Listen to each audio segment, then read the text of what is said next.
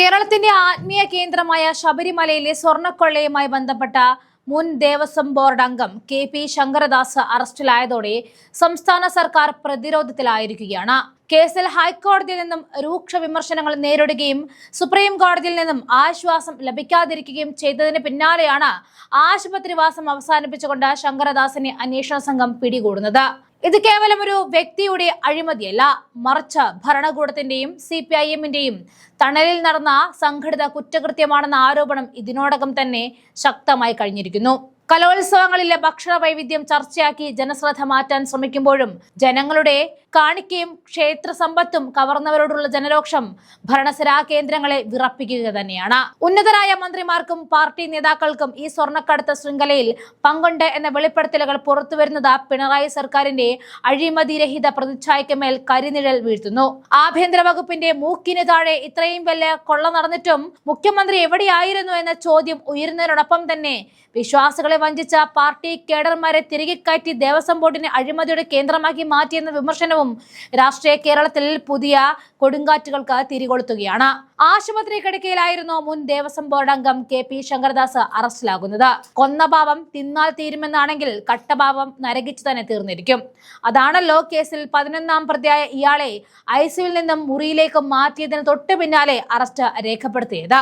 കട്ടമുതലിന് കണക്ക് പറയിക്കാതെ ഒരുത്തനെയും വെറുതെ വിടില്ല എന്ന വാശിയിലാണ് ഹൈക്കോടതി ഉള്ളത്. ശബരിമല സ്വർണ്ണക്കൊള്ള കേസിൽ പ്രതി ചേർത്തപ്പോൾ മുതൽ ശങ്കരദാസ് ആശുപത്രിയിൽ പോയി കിടക്കുകയാണെന്നും എന്തൊക്കെ അസംബന്ധങ്ങളാണ് സംസ്ഥാനത്ത് നടക്കുന്നത് എന്നുമായിരുന്നു ഹൈക്കോടതി സിംഗിൾ ബെഞ്ച് ചോദിച്ചത്. കേസിൽ തനിക്കെതിരായ ഹൈക്കോടതി പരാമർശങ്ങളെ റദ്ദാക്കണമെന്ന് ആവശ്യപ്പെട്ട് ശങ്കരദാസ് സമർപ്പിച്ച ഹർജി സുപ്രീം കോടതി തള്ളുകയും ചെയ്തു.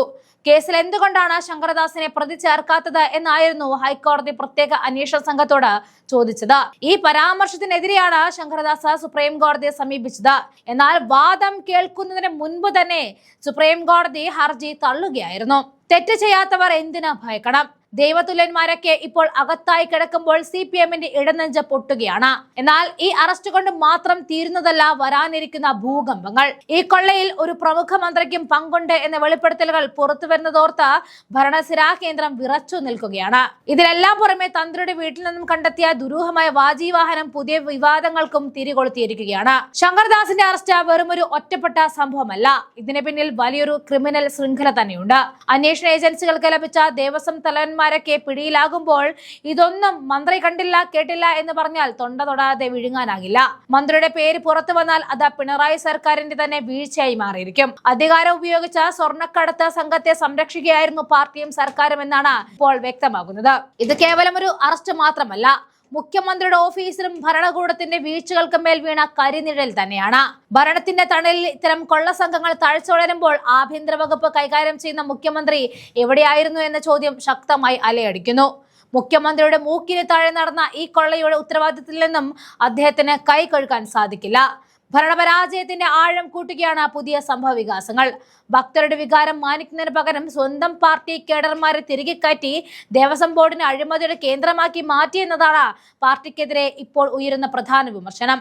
സ്വർണം പൂശിയ ചെമ്പുപാളികൾ മാറ്റിയപ്പോൾ അത് തടയേണ്ട ബോർഡ് അംഗങ്ങൾ തന്നെ അതിനെ കൂട്ടുനിന്നു എന്നത് പാർട്ടിയുടെ അധപ്പതനത്തെ കാണിക്കുന്നതാണ്. അഴിമതിരഹിത ഭരണമെന്ന് അവകാശപ്പെടുമ്പോഴും വിമാനത്താവളങ്ങൾ വഴിയും ക്ഷേത്രങ്ങൾ വഴിയും നടക്കുന്ന സ്വർണ്ണക്കടത്തുകളിൽ പാർട്ടി ബന്ധമുള്ളവരുടെ പേരുകൾ ആവർത്തിച്ചു വരുന്നത് യാദൃച്ഛികമല്ല. അധികാരം ഉപയോഗിച്ച് കുറ്റവാളികളെ വെളുപ്പിക്കാനുള്ള ശ്രമമാണ് ഇപ്പോൾ നടക്കുന്നത്. ശബരിമലയിലെ സ്വർണ്ണക്കൊള്ള കേവലം ഒരു മോഷണമല്ല, മറിച്ച് CPM എന്ന പാർട്ടിയുടെയും സർക്കാരിന്റെയും തണലിൽ നടന്ന സംഘടിത കുറ്റകൃത്യം തന്നെയാണ്. സത്യസന്ധമായ അന്വേഷണം നടന്നാൽ പാർട്ടിയുടെ ഉന്നത നേതാക്കളിലേക്ക് അന്വേഷണം എത്തുമെന്ന ഉറപ്പുള്ളത് കൊണ്ടാണ് അന്വേഷണ ഏജൻസികളെ സർക്കാർ നിയന്ത്രിക്കുന്നത്. വിശ്വാസികളുടെ കണ്ണിൽ പൊടിയിട്ട് കുറ്റവാളികളെ സംരക്ഷിക്കുന്ന ഈ നിലപാട് വരും ദിവസങ്ങളിൽ CPM-ന് വലിയ തിരിച്ചടി ഉണ്ടാക്കും.